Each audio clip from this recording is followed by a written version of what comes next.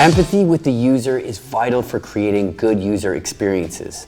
And one of the best ways to promote it in UX research is empathy maps. Hi, my name is Alex and welcome to UX Tweaks channel. In this video, we will discuss empathy maps, why they are essential for UX research, and how to create an empathy map for your product. Ready? Let's dive right in.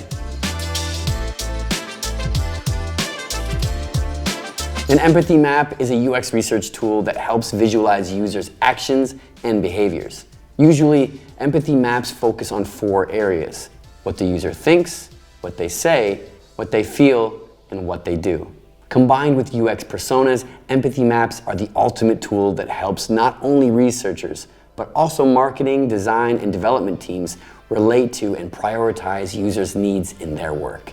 Empathy maps are usually created at the beginning of the design process after exploratory research is concluded. Most commonly, they combine results from qualitative interviews and moderated research, surveys, and diary studies.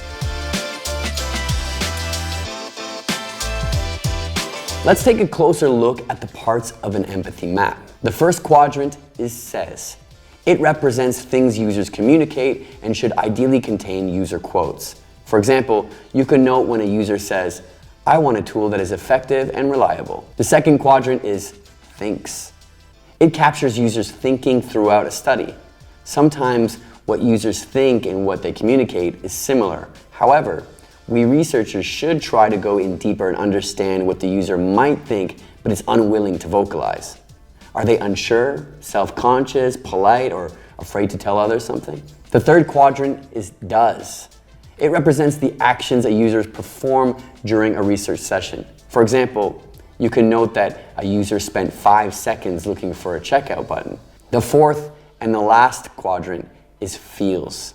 It is often represented as an adjective plus a short sentence for context. Ask users what they felt at precise moments and note them down. For example, frustrated, checkout page loads too slowly.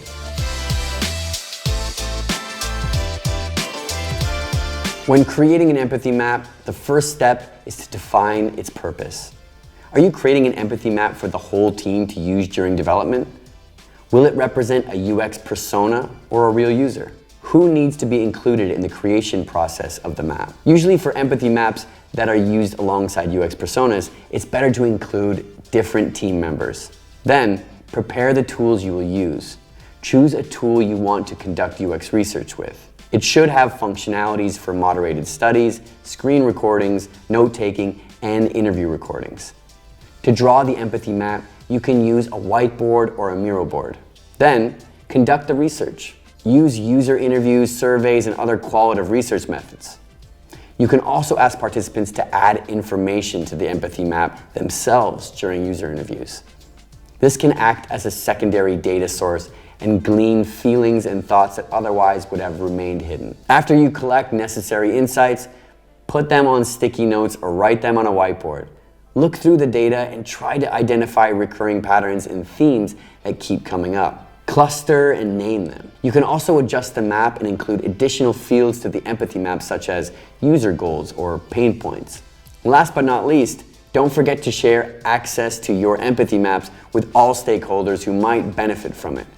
Make sure design, marketing, and other teams understand how to use it so they can collectively work on improving your product's user experience.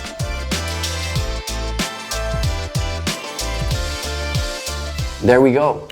And by the way, if you need help creating a UX persona, don't forget to check out our video guide.